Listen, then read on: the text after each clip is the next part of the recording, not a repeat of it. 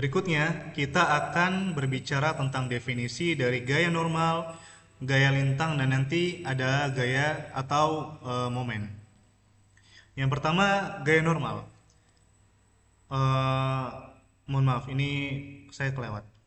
Nah, pertama adalah gaya normal.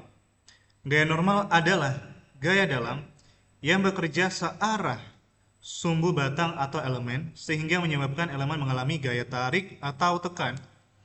Jadi misalnya kita memiliki suatu penampang kayu seperti ini, kayu ataupun beton, intinya balok, dia bekerja searah sumbu batang elemen. Jadi dia bekerja misal ke kiri, ke kanan ataupun ke kiri dari arah terpanjang balok kita. Entah dia memanjang, yaitu tarik, sehingga elemen kita semakin memanjang sedikit, ataupun ke arah penampang kita, sehingga penampang kita semakin mampat atau mengalami tekan. Hal ini yang menyebabkan pada sebuah rangka, contohnya, ada balok-balok atau elemen yang mengalami tarik dan tekan. Contohnya di sini balok-balok yang berwarna merah, dia mengalami tekan karena berat dari jembatannya sendiri, kemudian gravitasi dan lain sebagainya, menyebabkan balok-balok ini mengalami gaya dalam berupa tertekan, sehingga dia semakin kecil, semakin mampat. Sementara sebagian dari elemen-elemen lain, dia justru memanjang.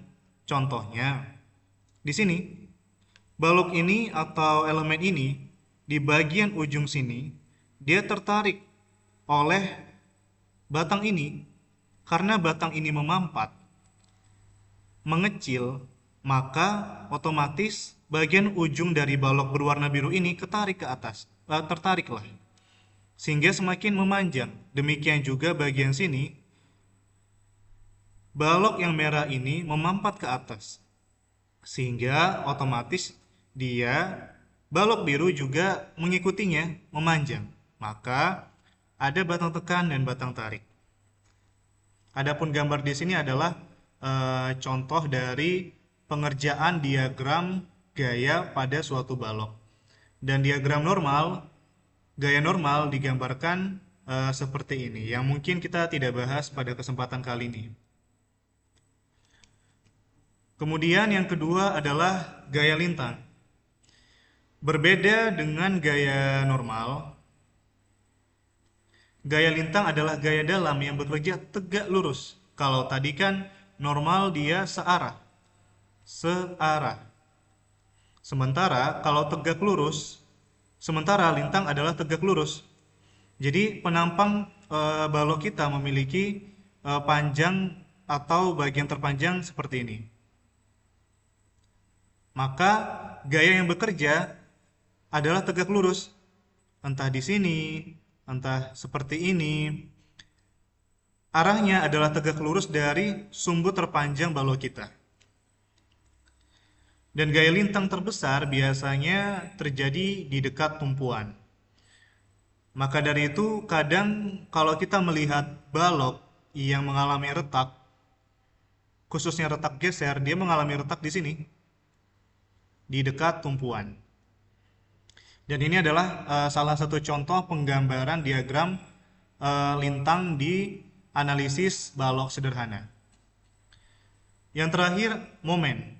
Definisi momen sederhananya adalah gaya dikali jarak. Jadi, contohnya, misal kita memiliki gaya P1 di sini, dan arahnya ke bawah. Kemudian kita memantau atau memilih titik pantau di A sini. Nah, kita pengen mengetahui berapa momennya P1 ini. Maka momennya adalah gaya P1 dikali jarak ke dari titik bekerjanya gaya P1 ke titik pengamatan, titik A ini, tumpuan ini. Maka M sama dengan gaya P1 adalah 10 kN. 10 kN dikali jarak dari sini ke titik A adalah 2 meter. 2 meter. Maka momennya adalah 10 kali 2, 20 kN meter. Dan ini adalah salah satu contoh penggambaran diagram momen pada analisis balok sederhana.